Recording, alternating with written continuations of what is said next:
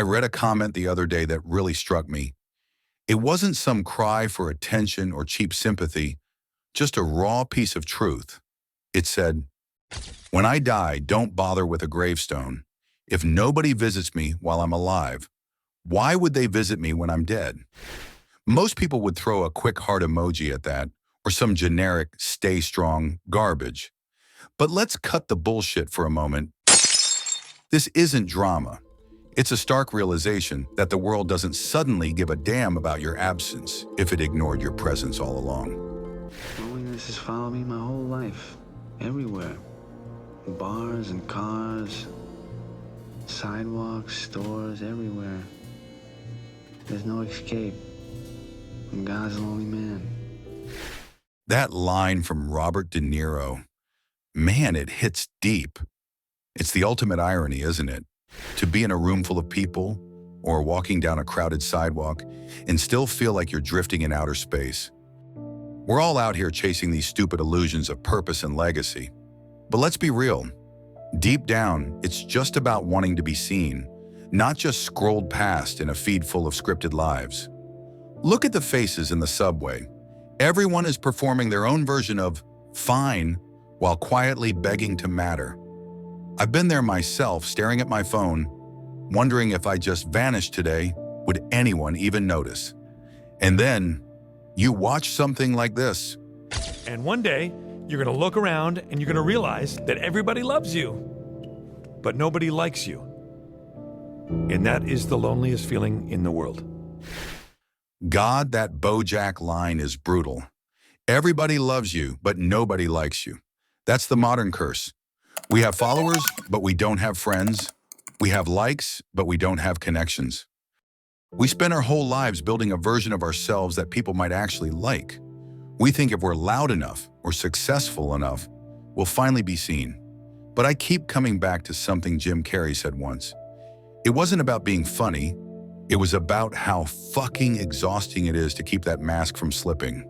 Listen to that. Your need for acceptance can make you invisible in this world. And yes, he's 100% right. Our need for acceptance is the very thing that makes us disappear. We polish the mask so much that the person underneath just suffocates. But here's the thing, that invisibility, as much as it hurts, is actually your escape hatch. When nobody's watching, the performance finally ends. No more polishing lies for strangers who don't give a shit about you anyway. We try to fill that void with brands, logos, and apartments, thinking stuff creates an identity. But Tyler Durden ripped that lie apart years ago. The things you own end up owning you.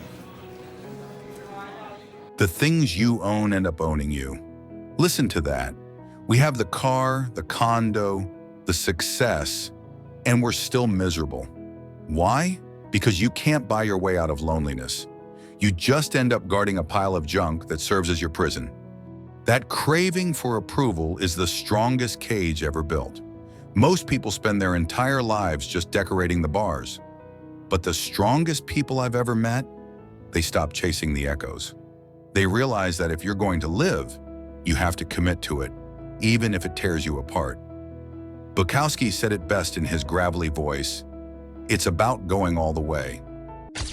If you're going to try, go all the way. Otherwise, don't even start.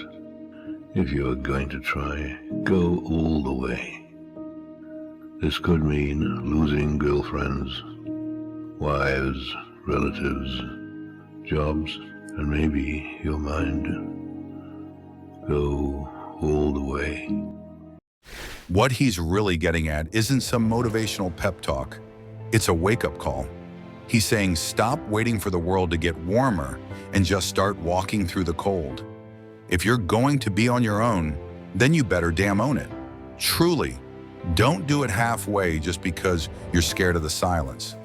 To him, it's always better to be completely alone, stripped down to nothing, than to live as a shadow of yourself just to feel a little less empty. So, to the person who wrote that comment, and to anyone else who feels that same ache, forget the stone.